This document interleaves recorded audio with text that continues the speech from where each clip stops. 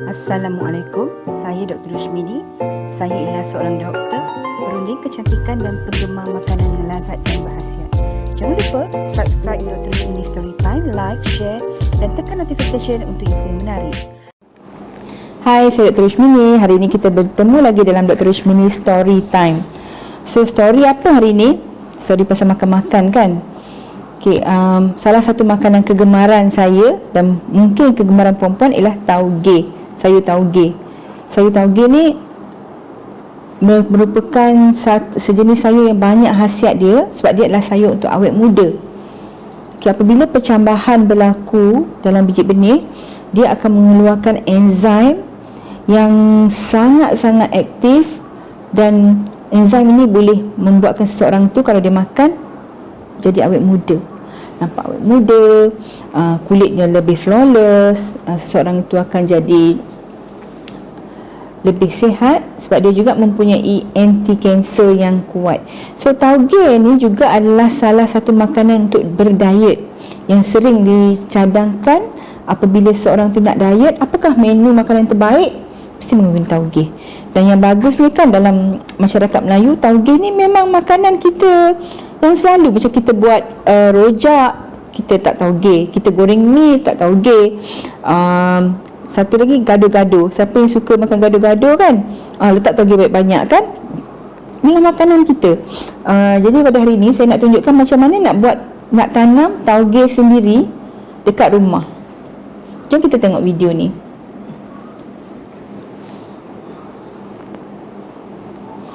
Wow, banyak tauge dan ditanam dengan bersih, sangat-sangat bersih. So, macam mana nak dapat efek macam ni ya?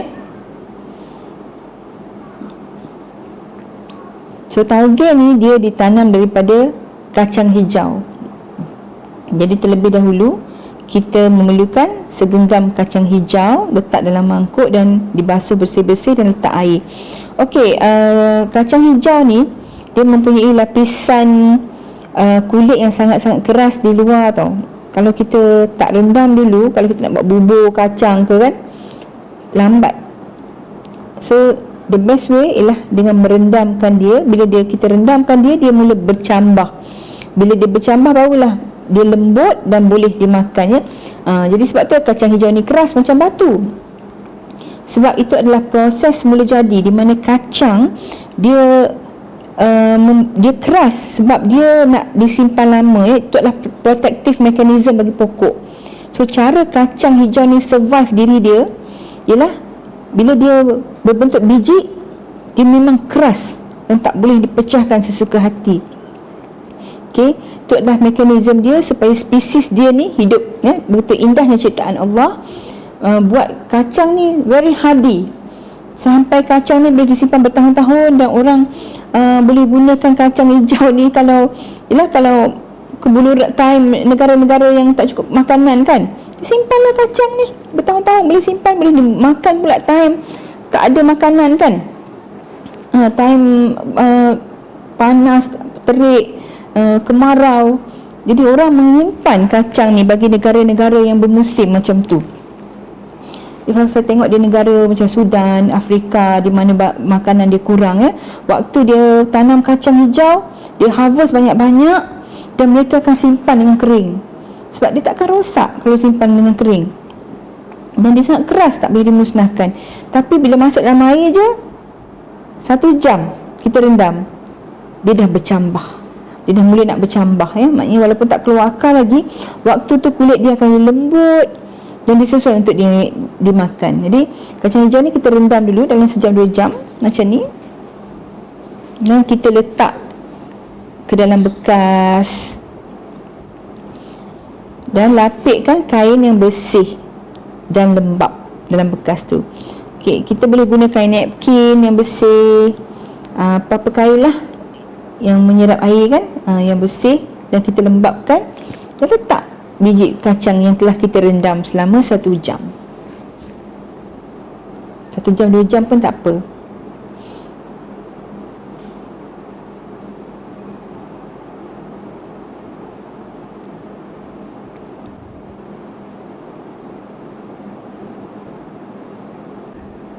waktu saya pergi ke Jakarta pada tahun lepas, saya beli satu kotak air kacang hijau untuk diminum.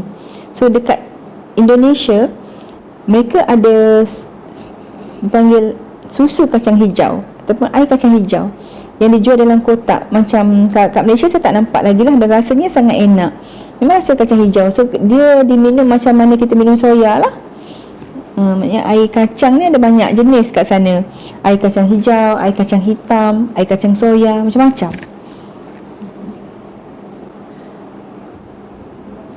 Okey, bila kita letakkan kacang kita dalam bekas, kita jarak-jarakkanlah supaya dia tak bertindan sangat.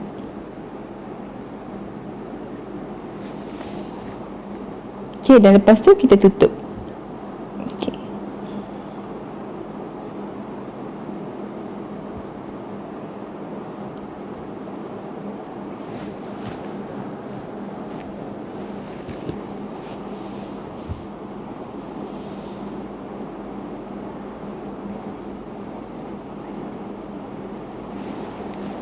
Okey, lepas tu nak buat apa?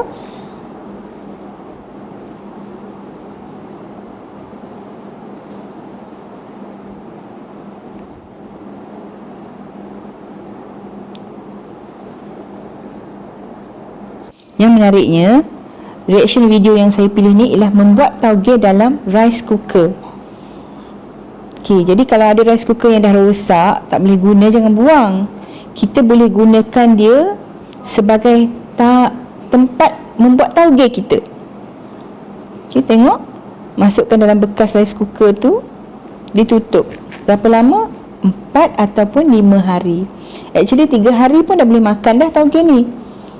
Tapi 4 atau 5 hari dah paling baik. Tapi yang penting sehari sekali kita kena keluarkan untuk kita siram dia. Jadi kita tengok macam mana teknik menyiram sayuran tauge ni ya. Okay, teknik untuk menyiram dia ialah sehari sekali kita akan keluarkan dia dan lalukan di bawah paip. Letak balik dalam rice cooker kita. Letak air tu rata-rata tau. Biar air tu betul-betul basah dan lembap. Setiap hari kita buat sekali dan meletakkan balik ke dalam rice cooker kita. Okay, jom kita tengok hasilnya selepas 5 hari.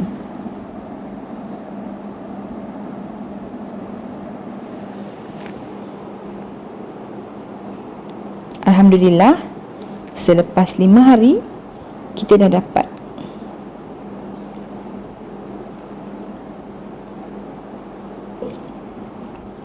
Dan lepas tu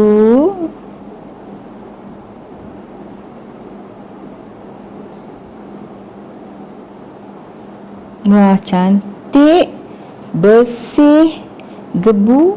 Jadi kalau ada rice cooker yang dah rosak kat rumah, jangan cepat-cepat nak buang. Sebaliknya simpan. Jadikan tempat kita menanam tauge. Dan kita boleh tanam tauge ni bukan saja dengan kacang hijau, tapi kacang merah. Kalau nak dapatkan tauge yang besar-besar kan, macam dekat kedai tu pakai kacang merah. Kita boleh pakai kacang hitam.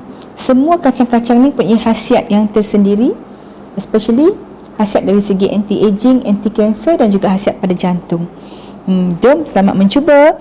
Dan kalau nak tips yang lagi banyak tentang teknik menanam di rumah yang simple macam ni, jom follow saya, like, share, subscribe, dan anda juga boleh berhubung dengan saya.